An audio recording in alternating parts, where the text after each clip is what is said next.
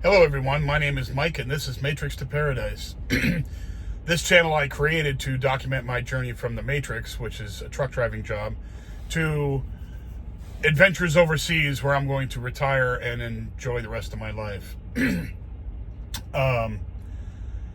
last time I talked to you guys, I was in Love's in Albert Lea, Minnesota. I think I was there. Yeah. Anyway, so I was in Minnesota. It was cold there. I mean, there's no snow on the ground, and it wasn't raining or icing or anything like that. But it was cold up there. It was in the morning. It was in the 30s. It was low 30s, like below freezing. So it was cold up there. I delivered my load in Plymouth, Minnesota. Got that done. Headed over to Menominee, Wisconsin, which is across the border right there from Minneapolis, St. Paul area, over to Wisconsin, over across the border there, over on Interstate 94. There was, it's called ConAgra, and ConAgra makes Swiss Miss chocolate, chocolate formula, chocolate powder stuff. So I have a whole load of Swiss Miss in the back here. So I'm taking that to Texas to get distributed in Texas. So that's what I'm doing. I'm hauling Swiss Miss chocolate stuff. Chocolate, it's like hot chocolate packets, I think. Anyway, so I picked that up in Menominee and then drove back down to Albert Lea, Minnesota, where the Loves is at, and was able to stop there again.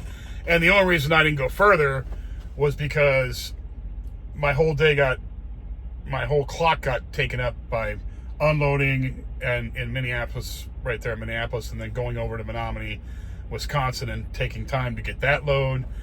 And by the time I got out of there and headed towards Fort Worth is where I'm going.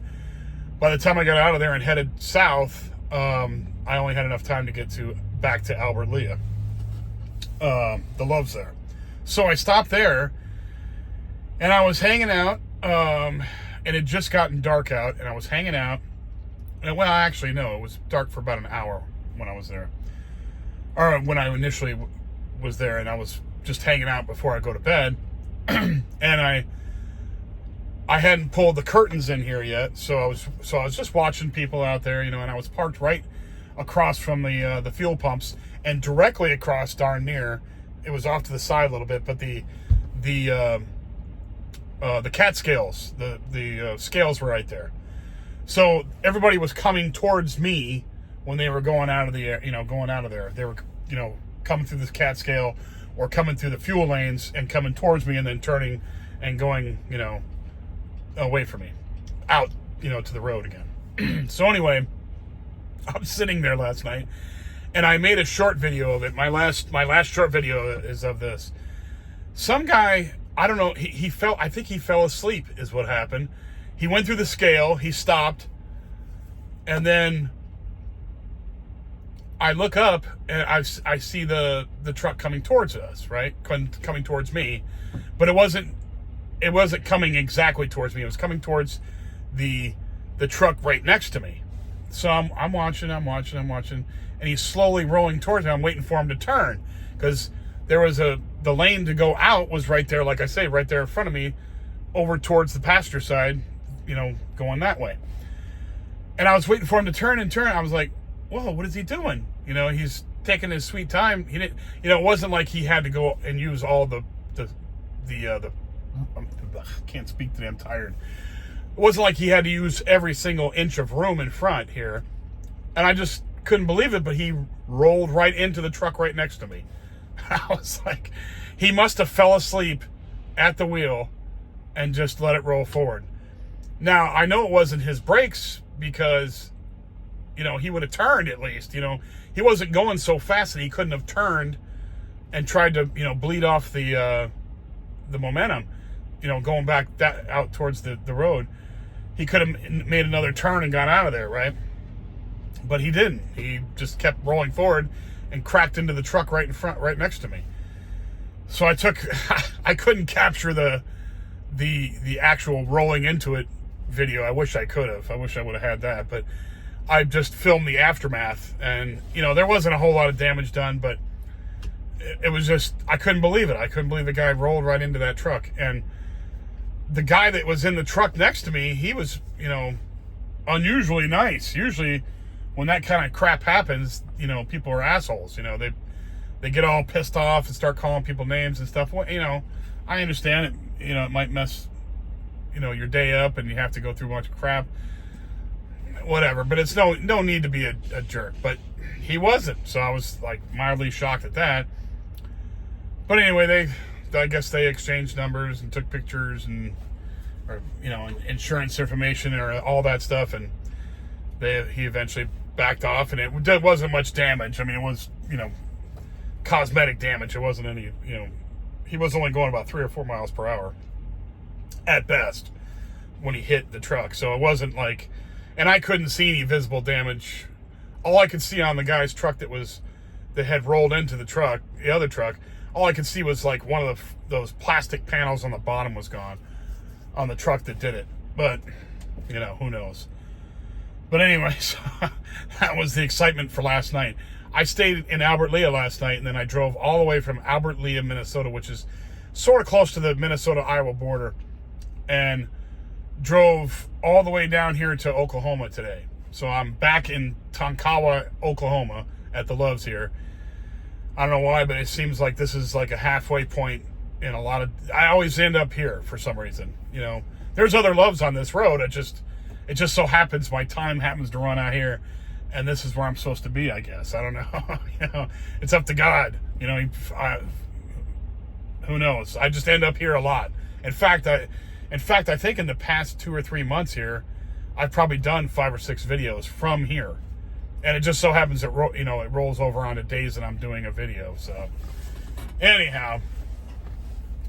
So, like I say, I got that load. I went down to Albert Lea, spent the night last night, and I'm driving down here to Tonkawa, Oklahoma. I wanted to get a lot of mileage in today, so I didn't have a whole lot tomorrow. And tomorrow I'm going to have about a little less than 300 miles to go down to Fort Worth and drop this load off. And then I'm going to head over to the terminal. We have a terminal down there in a place called Wilmer, Texas.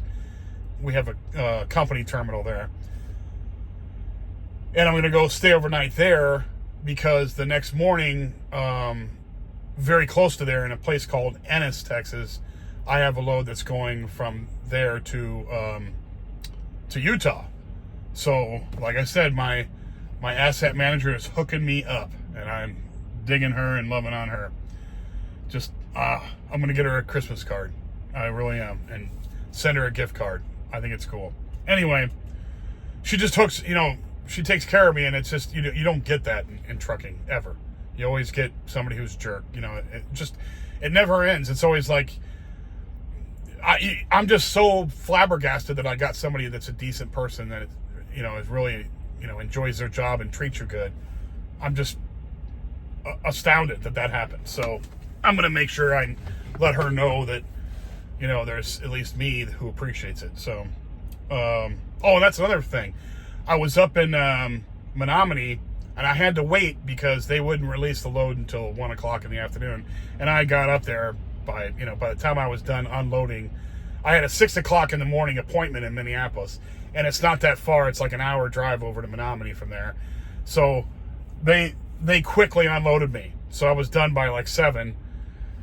Got my paperwork done, drove over to Menominee. By the time I got there, it was like 8 o'clock. And so I had like 4 hours to, 4.5 hours to kill before I had to go pick up my load. So I was hanging out there, and there was another Crete guy there. So I parked in next to him, and I was blabbing with him. And the asset manager that I have, he's dealt with her before, and he likes her too. And I was like, oh my God. So she really does treat, everybody good. So I'm just so happy I got lucky. Anyway, enough of my loving on her. I mean, she's probably married and stuff. I'm not trying to be weird. I'm just saying she does a great job, and then she takes care of me professionally, which I'm very happy about. Never even met the woman, but I'm happy with her. She treats us good. So So like I said, I'm going to go down to Fort Worth tomorrow, drop off this load, and then I got the rest of the day off. So it's only going to take me about 5 hours to get down there. Four and a half, 5 hours, right in that area. Drop this load off. If I get up early enough in the morning, which I will, probably 4 o'clock in the morning, I'll take off out of here. I'll be done before noon, and I'll go hang out at the terminal and, wait until the next morning when I can pick up the next load and head off to Utah. And that's pretty much, and then from there, they've got a load for me coming from the Salt Lake area down to back to Phoenix area. So I'm really happy.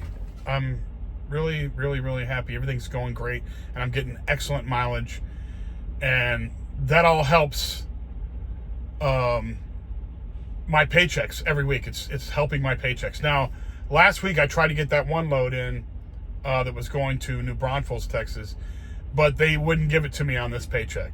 And the reason why was because you're supposed to have it in before the clock on your tablet says 12. And you know what time I got it in? The paperwork in? It was 12 o'clock plus 20 seconds. So I was 20 seconds too late on that. I was just so... But it's going to help on my next paycheck, which will be a super big paycheck if everything goes proper with this, this week, which it seems to be going pretty good. So I shouldn't have a problem. I just want to check something real quick. Yes, I am on sleeper berth. Okay. Anyway, so my time is working out, so I'm going to be able to get this done and have a really good paycheck next week. So this load that's going out to let's see. Well, this load is going to be in by tomorrow. So tomorrow is Thursday. So I won't even be. So this will be the last load for this week. So it's all set in stone now. I will have a very good paycheck next week. I'm going to have over 3,000 miles next week. Next week's paycheck. And then I'm starting early. Early, because I'm picking up on a Friday. So which is still in this, the old week, but I won't get it done before the Friday, deadline. So it's going to go on next week's paycheck, but it gives me extra time on the back end of that week, the next week, to make as many miles as I possibly can. So it's everything's going great. I can't say, I can't thank God enough for blessing me here with all this. It's just, everything's going wonderful. And I was talking with a clerk today about, it's for some reason, well, not for some reason. There's two types of people that work at these truck stops. There are older women usually, and younger women or men, young, like, high school or college age, right? And I got to talking with this guy, and he was working behind the counter at, they have these Chester's chicken places. Usually I come in and I'll get a couple of these chicken wing things and eat those with some mashed potatoes, and that's it. And that's a good meal right there. But anyway, I was talking to him, and he was telling me that he wants to go to college and do all this, but he doesn't know exactly what he wants to do in college.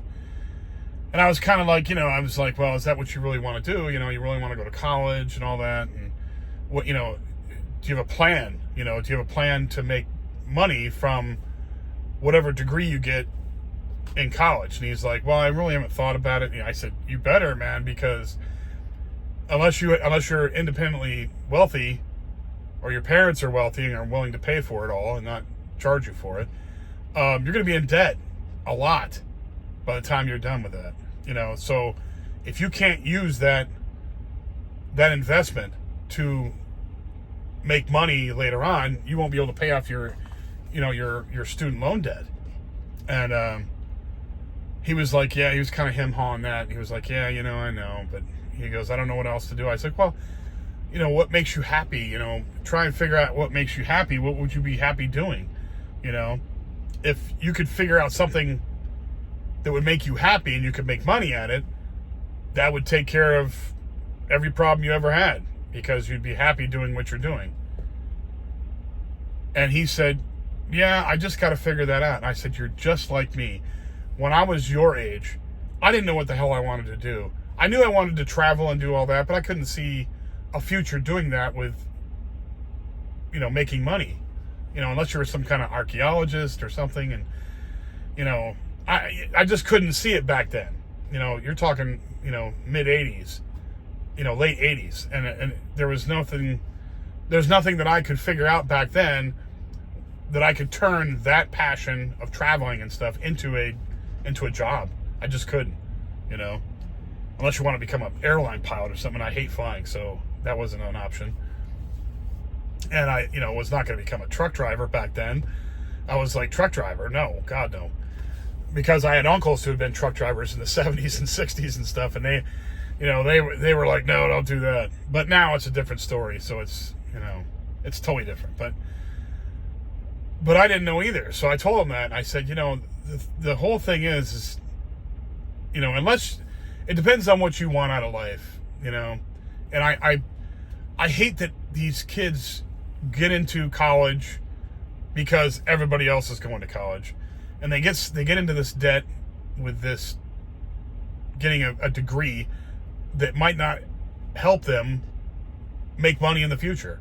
And there's no purpose to do that, to get into $100,000 in debt or even $80,000 in debt. It's not even worth it. It's not worth it doing that if you're not going to be able to make money from that investment. That's an investment in your future. And if you can't make money from that investment, you might as well just put it into into some kind of retirement fund. Why would you do that if you're not going to be able to make money from that investment? That's a waste of money. There's so many people out there with college degrees that are working at Love's or working at, Target or Walmart or someplace. It's just ridiculous. It's a scam. So I'm not a very creative person. I try and do the best I can as far as creativity is concerned. And that's, because I'm an analytical type thinker, and it's very hard for me to be creative. Although I want to be, and I appreciate creativity, and I appreciate, people that are creative. I just appreciate the heck out of it. It's very hard for me to. I look at it. I don't have a creative mind that goes right into the creativity. I look at it more analytically first, and then I try and become more creative, which is like nerdy. It looks stupid, but I try my best. So I'm working on it, and I totally appreciate creative people and creativity. So it's not like I'm trying to change anything about anybody else or whatever. But I mean, where I was going with this is that, these people get into this habit of not knowing what they want to do. And I didn't know what I wanted to do back then. And then you jump into something that's life changing, like get married, or you get into college debt, student loan debt. And then you don't, then you're stuck with these decisions that you just made, without being totally, without a plan, basically. You didn't have a total purpose involved in all that. You just kind of went with the flow. And a lot of people do that. And I did that. For many years, I did that. Just went with the flow. I just, this is kind of like what everybody else wants me to do. I just didn't think about it twice because I didn't know what I wanted to do. So I just told him, I said, before you make huge decisions in your life, make a plan. Know your plan and stick to your plan. Don't go by anybody else's plan. That's kind of what I was telling him. And I said, if you're working for a company, let's just say you wanted to get into coding or something, or because that's the hot thing now, is like working on computers, doing computer programming and all that.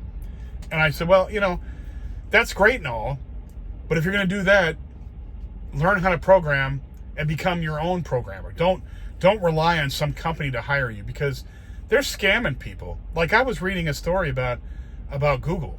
Google hires people from India. They're like, Indians are really big into coding. They are big time into it. But they could hire these Indians and get them over on these worker visas, right?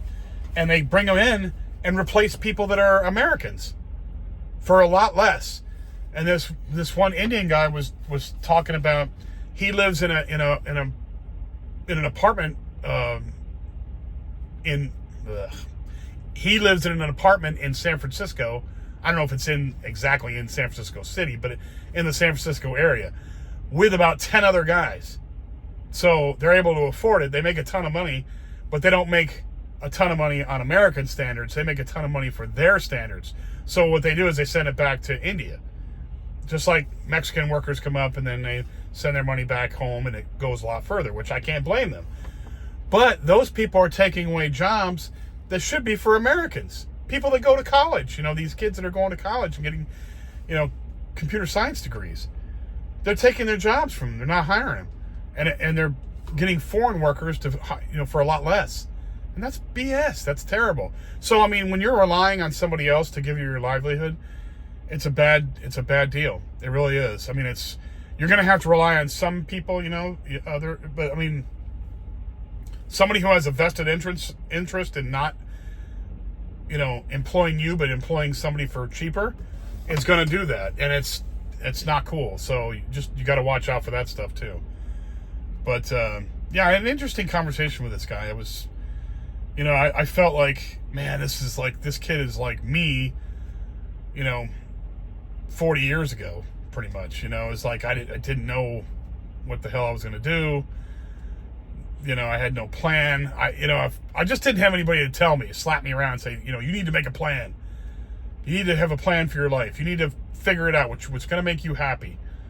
And of course, whatever made me happy back then was, partying and drinking beers and hanging out with my friends and listening to, heavy metal music.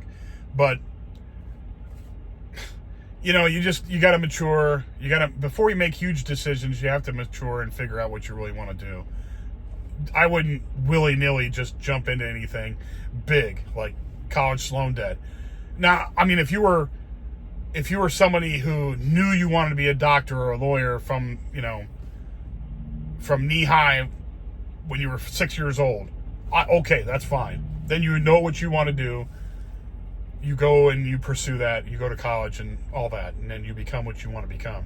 And that's wonderful. Some people have that lucky thing where they know exactly what the hell they want to do right off the bat. And there's other people who don't, like me. So if you're one of those people, then you've got it made. But most people, I don't think, really do know what the hell they want to do to start off with. So I just say, if anybody's going to make a big decision, you better have a plan. Even me now, I'm not doing anything huge without a monstrous plan. This plan has been going into effect for, 6 years now, because that's when I got back from Cambodia. And I knew I wanted to go back, and I was so pissed that I had to leave. I wanted to stay over there. But I'm kind of glad that I did come back, because now I'm doing it the right way, and I'm not going to have to go over there and teach classroom stuff, like classroom English. That was not going to be fun, because you were like working all day and dealing with kids all day. And I just didn't want to deal with that. And, I wanted to enjoy time in other countries. I didn't want to just, run over there and start jumping into the workforce. Now, if I could teach English on the side, for a few bucks here and there, that'd be cool. I'd do that. But classroom teaching for a school, That's why I'm glad I came back and did it the right way. Excuse me. But yeah, so like I said, I believe everybody needs to make a plan before you make huge decisions in life, and especially young people. Older people know the difference. They know better. Most people that are past the age of 30 kind of get, now, don't get me wrong, there are people that are idiots way late in life. Have been idiots their entire lives, and they still are. Way late. But most people, by the time you're 30, you kind of know where you're going and what you want to do, and you should probably figure that out. Now, of course, I didn't, but I did figure it out later on. Anyway, that's all I got to say for now. If you like the video, please hit the like button and subscribe. Those two things really help me out a whole lot. If you know anybody else who likes this content, escaping the matrix, traveling overseas, trucking, any of that kind of stuff, pass it on, and I'd be really appreciative of everybody's efforts and people watching my videos. I appreciate it a lot. Anyway, thanks, and I will see you guys again. Today is Wednesday. I will see you guys again on Friday. Be safe, and I'll talk to you later. Bye.